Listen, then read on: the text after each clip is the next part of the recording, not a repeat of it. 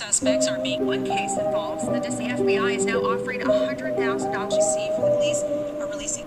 Welcome to Missy Mysteries, a paranormal and true crime podcast. This week, I'm going to be telling you about two cursed and haunted trees with the same name in Port St Lucie, Florida, and Bernards Township, New Jersey.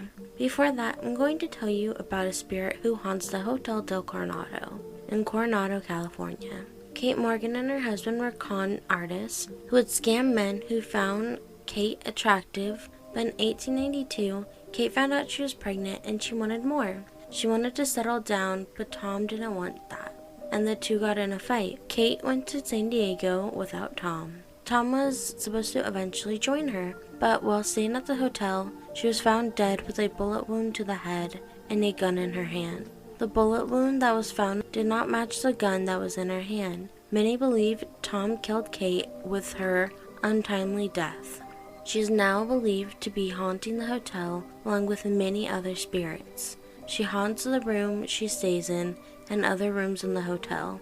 Guests report hearing whispers in the rooms and hallways. The light over the staircase where Kate's body was found always stays lit, and guests will see her face on the TV in the room that she stayed in before her death. She became friends with a maid at the hotel before her death, and that maid disappeared the day after Kate's body was found. Now it's believed the two of them haunt the hotel together. Have you heard of Anchor? Anchor is the easiest way to make a podcast. When I started Missy Mysteries, I didn't know where to go, and Anchor helped me get Missy Mysteries started without charging me an arm and a leg. Anchor is really my suggestion for anyone looking to start a podcast. It has tools that allow you to record and edit in-app or on the website. Anchor distributes your podcasts on all the listening places such as Spotify, Apple Podcasts, Google Podcasts, Good Pods, and all your favorite listening places. It's everything you need to make a podcast all in one place, and best of all, it's totally free, all on Anchor FM and on the Anchor app. The two trees both share a name, the Devil's Tree, but both survive in different states and have very different stories and legends. I would like to add that both tree stories have gotten mixed up over time, and hauntings may be very similar. Let's first go into the Devil's Tree of Port St Lucie, Florida. This tree sits in the Oak Hammock Park, and its story of evil starts with a serial killer named Gerard John Schaefer. In 1972, before Oak Hammock Park was even a park, a huge oak tree stood in a remote woodland called Hutchinson Island. At this same time, Gerard Schaefer was working for the Martin County Sheriff's Department.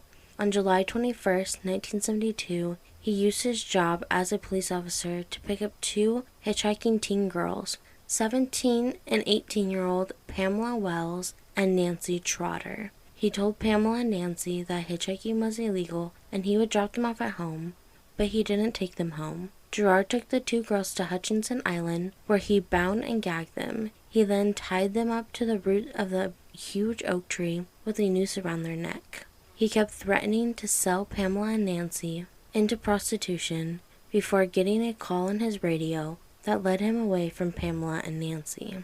Pamela and Nancy used this opportunity to untie themselves and run to the police station to report what he had done to them.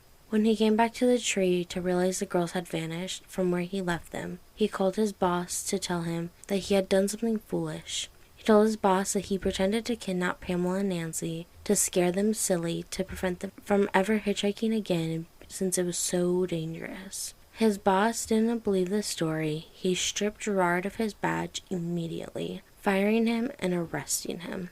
After his arrest, when he was out on bail on September 27, 1972, Gerard abducted and murdered two teen girls, 17-year-old Susan Place and 16-year-old Georgia Jessup. In April of 1973, hikers of the woodland area found the headless bodies of Susan and Georgia buried in a shallow grave under that same oak tree that Gerard had taken Pamela and Nancy to just 9 months before. The investigation of Susan and Georgia's death had shown that the two girls at one point were tied up to the oak tree and that the two were known for hitchhiking and with the similarities in the case, the police immediately knew who they needed to look at and who they needed to investigate. Police searched Gerard's home for evidence and found more than what they needed to charge him for the murders of Susan and Georgia.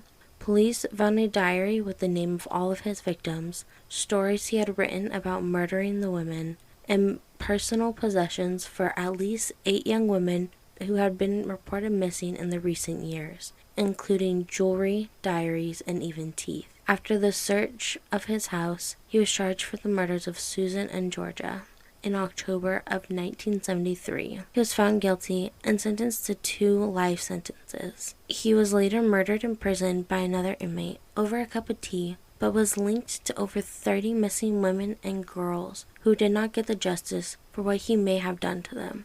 The energy and the story he left on the big oak tree gave the tree the name the Devil's Tree, leading to not only an urban legend of the Port St Lucie area, but a place where others would do more evil things, adding to the energy of this area. 4 more women have been found in the area with similar attacks and causes the deaths to that of Gerard's victims. Police records for that area went up, in particular KKK members and other white supremacy groups were arrested in that area the most. The area around the tree gets more scary at night, with reports of hooded figures blocking the tree and standing in circles around the tree. Some even report hearing screams from women and animals while the hooded figures circle the tree. But if the cops are ever called out to the Devil's Tree, no people or hooded figures could be found. A story from 1999 has been told about 2 11-year-old boys who went to visit the tree at night and heard noises coming from the tree. The noises they heard were women screaming and what they described as a wizard chasing after them. This wizard wore a black cape and had 2 red glowing eyes. These 2 friends aren't the only people to hear noises. Countless people visiting the area around the tree will hear singing coming from the tree and screaming just like the 2 friends. But when they go to look, there's no source for the noises they heard. Other people who encounter the tree report feeling a heaviness and sadness. The tree cannot grow vegetation around it, and when people in the past have tried to cut it down due to the evil that happened there and hauntings that stay there, their chainsaws break and their axes will break too. One man tried to cut down the Devil's Tree of St. Lucie, Florida, leading to a fatal accident. When he went to chop at the tree, upon contact with the tree, the axe head on his axe flew off into the air, hit him in the head, and accidentally killed the man. Another oak tree that many have tried to cut down, so much so that authorities have had to put a fence around the trunk to protect it, or even maybe to protect those who try to cut it down. In Bernard's Township, New Jersey, sits a big oak tree all alone in the middle of a field on the corner of Mountain Road and Emerald Valley Lane.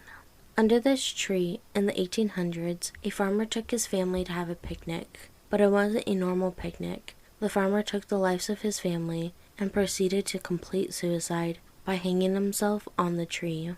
This was just the beginning of the events to take place at the tree that marks the tree, the Devil Tree. In 1920, the KKK would hold meetings in Bernard's Township. The KKK, as I mentioned earlier, is also known as the Ku Klux Klan. It is an American white supremacy hate group who are known for attacking people of color, in particular Black Americans. As part of the group's policy, especially in the early days, they would lynch Black men and women. More often, they would lynch Black men and boys to scare not only the victim's family, but the Black families and community in the area.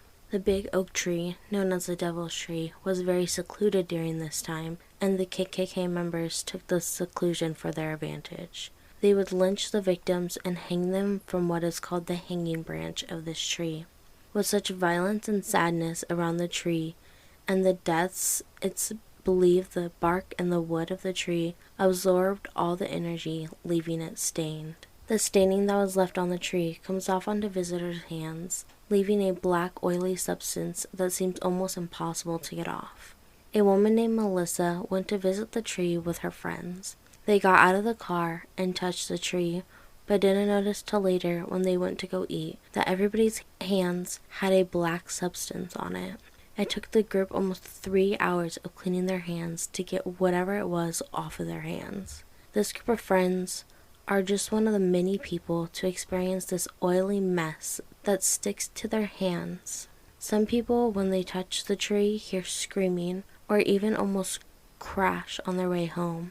One visitor of the tree recalls touching the tree even after being told not to touch it, or something bad will happen to their car. The visitor was visiting the tree for the first time in the month of November. When they got there, even though the ground was covered in snow, a circle around the tree's roots had no snow. Despite being told beforehand, the visitor and their friends touched the tree, but they didn't experience anything or think much of it till they were driving away from the tree and a black truck with bright headlights started to tailgate them down the windy road back. They were going 85 miles per hour, scared of whoever was driving this truck, when it just disappeared. But just as the truck disappeared, the fan belt in their car snapped, and the driver had to pull over. The two were relieved that the truck was gone, but the driver knew they had just replaced their fan belt and gotten their car worked on. These visitors not only experienced almost crashing, but 2 other paranormal events around the Devil's Tree in New Jersey. In the snowy months of New Jersey state, many visitors report an 8 to 12-foot circle around the tree that is bone dry with no signs of there ever being snow. The Devil's Tree is rumored to be a gateway to hell, and the heat from hell prevents snow from being able to stay on the ground around the tree. The black truck that chased him down the road is known as the guardian of the tree. This truck is reported being seen by visitors of the tree, especially those who touch or disrespect the tree. This started when a family who lived near the tree were tired of teenagers and young adults going to the Devil's Tree to drink, litter, and be disrespectful to the area, and would chase them with their headlights on full beam. But people still see them today. So does this family still protect the tree with that same truck, or has the energy imprinted into the tree, allowing the spirits to continue this? Both the Devil's Tree in New Jersey and St Lucie have become legends of their town for teens to go get scared and hang out with their friends. But they now have made their way to the internet, where stories of paranormal encounters have made them more known all over the world. As visitors go to these places, and if you plan to go visit these, please remember to respect not only the animals around the tree and the tree themselves, or the areas you hike or walk in to get there. Please do not leave trash if you go, and show respect to the local people that live in these areas. I'd like to thank you for listening to Misty Mysteries. If you like the podcast, please remember to share with friends, family, and on social media. You can follow the podcast on places like Instagram, Twitter, and Facebook to interact with me. If you would like to own your own merch for the podcast, I'm so happy to say the podcast now has its own merch store. I own a shirt, and it's super comfortable. The people who have bought the shirt have also reported them being super comfortable, and they look really nice. You can find the podcast on all your favorite listening places, such as Good Pods, Google Podcasts, Apple Podcasts, Spotify, and so many more. I will see you guys on Wednesday for a special episode with Horrifying History, and I hope you have an amazing day.